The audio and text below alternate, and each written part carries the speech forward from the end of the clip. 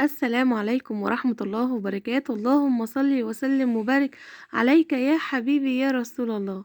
اللهم استرنا فوق الأرض واسترنا تحت الأرض واسترنا يوم العرض عليك. النهاردة بقى يا حبايب قلبي جايلكم فيديو خفيف بسيط جميل كده على قلوبكم، يا رب تحبوه إن شاء الله. بس الأول عايزة أقول لكم بجد وحشتوني جدا جدا جدا. اي حد بيدخل عندي القناة وبيتفرج على الفيديوهات بتاعتي، بجد بحبكم جميعا في الله، وحشتوني جدا والله. انا مش عارفة اصور خالص، وعندي شغل وكده، وبصراحة مش بلاحق على التصوير وعلى الشغل في نفس الوقت، فما بقدر بجد ما بتأخرش ابدا عن القناة. فالنهاردة بقى امبارح جيت الشقة عندي، فقلت بقى ايه كده، يعني قعدت النهارده من الشغل، فقلت بقى اعمل لكم ايه الاكله بتاعتنا النهارده. اكله حلوه كده وبسيطه والمصريين كلهم بيحبوها.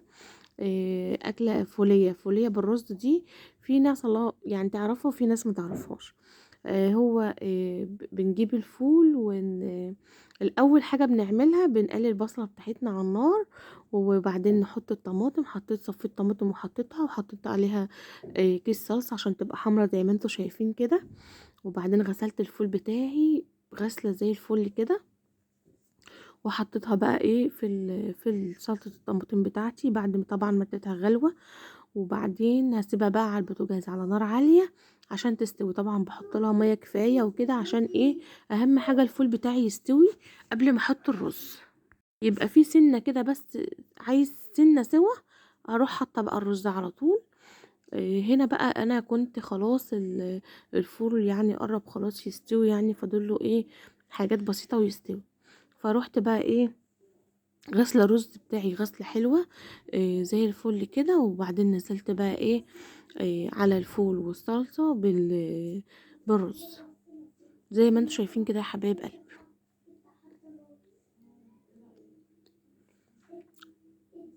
هننزل بقى بالرز كله ونحط بقى ايه شوية ملح. هنقلب الاول تقلبتين حلوين كده عشان ندخل الرز مع الفول مع الصلصة كله مع بعضه. هنحط بقى شوية ملح وشوية فلفل. بجد اكلة حلوة قوي قوي قوي، انا نفسي فيها بقالي فترة كبيرة. إيه يعني ايه عايزة بجد اكلها، بس بحب اكلها يعني ايه بطريقة معينة كده. الطريقة دي، وبحب الطماطم تبقى كتير والفول كتير والرز هو اللي شوية، انا بحبها كده يعني. في ناس بتزود الرز، بتعمل عكس شوية، بتزود الرز وبتقلل الفول والصلصة. لا انا بحب الطماطم اما بتبقى كتير بتبقى حلوة قوي. حطيت ملح كده يا حبايبي، ورحت بقى ايه جايبه الفلفل طبعا، وهحط شويه دلوقتي إيه برضو ايه على الاكل. بصوا برضو ايه تقلبي برضو عشان الملح يبقى في الاكل كله كده.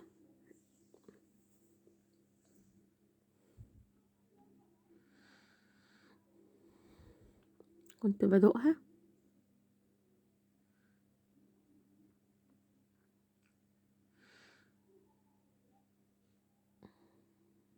دلوقتي، برضو حطيت شويه كمان،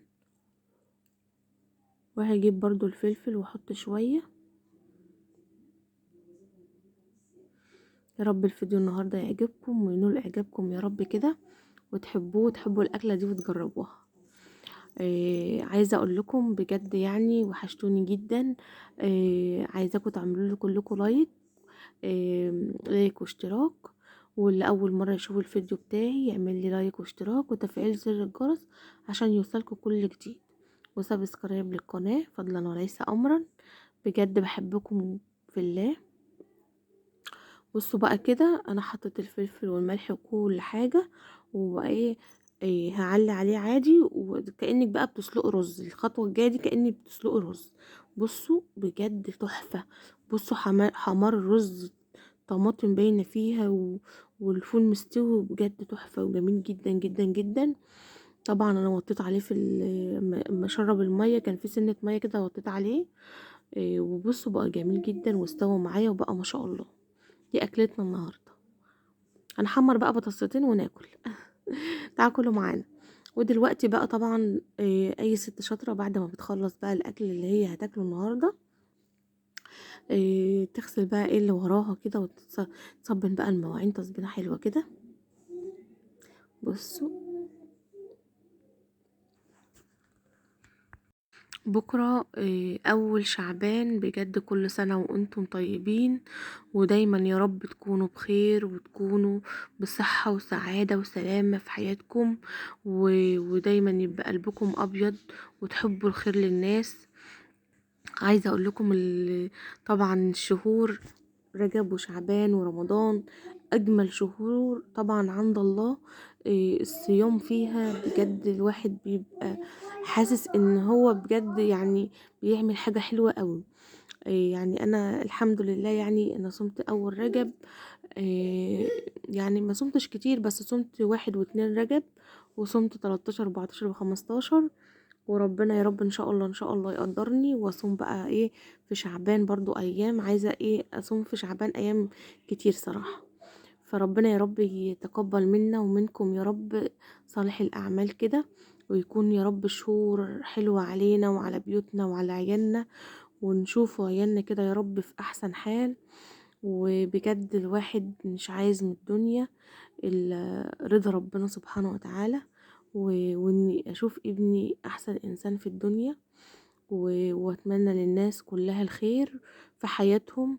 ربنا يرزقهم برزق عيالهم. والايام بجد بقت صعبة في كل حاجة، بس يعني الحمد لله اللي احنا يعني مسلمين موحدين بالله. يعني الحمد لله اللي احنا فينا حاجات حلوة. حكاية الأكل والشرب والمصاريف الغلط دي كل حاجة بتاعت ربنا. والله كل حاجة غالية رخيصة بنجيب وبناكل وبنأكل عيالنا وبنشتغل عشانهم.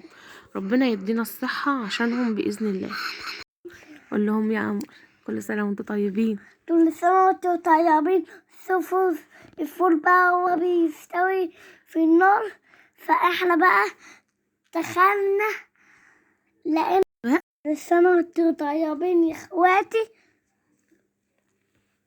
ويا عمته وعمنا كل سنة وانتم طيبين يا عماتو.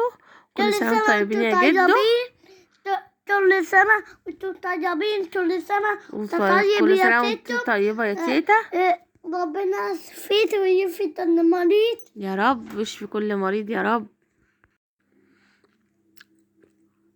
قلت بقى اغسل بقى اللي ورايا كده زي ما انتوا شايفين يا حبايبي. بجد يعني الواحد اما قلت لكم كم مره اما المطبخ يبقى نظيف وبيتك نظيف بتحسي بقى كده براحه نفسيه وبامان كده بشويه هدوء في الدنيا بصراحه.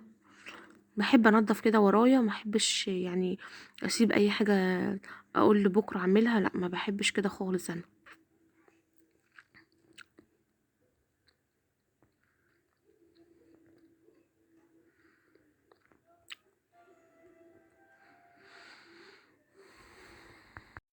اخواتي بقى ماسكين لي ما بتصوريش ليه، ما بتعمليش فيديوهات ليه؟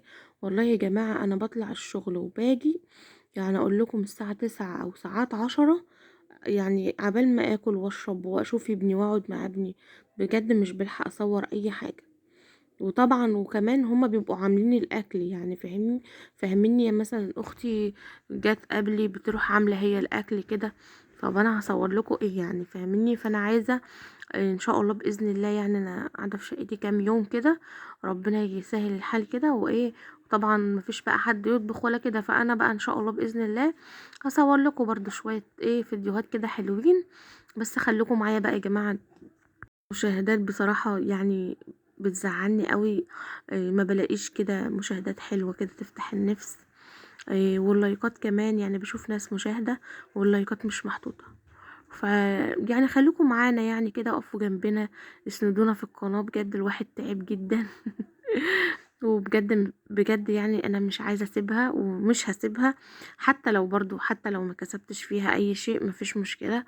يعني انا يعني كفاية عليا ان انا بفضفض معاكم. زي ما قلت لكم ان انا عاملة القناة دي علشان يعني النفسية وكده. ساعات الواحد بيبقى زهقان يقوم يعمل شوية حاجات وراه، يقوم يطبخ يعمل كده، فبصور بتكلم معاكم. بجد انا حابة كده مع يعني قناة عشان كده.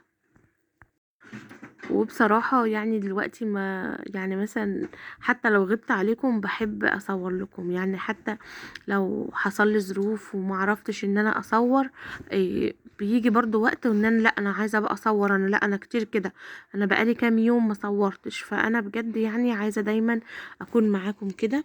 وان شاء الله باذن الله باذنك يا رب لو ربنا رايد اكيد هنكبر في يوم من الايام. آه، باذن الله ربنا معانا وانتوا معانا، وخلوكوا ايديكوا في ايدينا كده. شاهدوا لنا الفيديو للاخر والاعلانات، وبجد بحبكم في الله، وكل سنة وكل الأمة الإسلامية طيبة وبخير وبصحة، وربنا يخليكم أولادكم ويخلي لي ابني. والسلام عليكم ورحمة الله.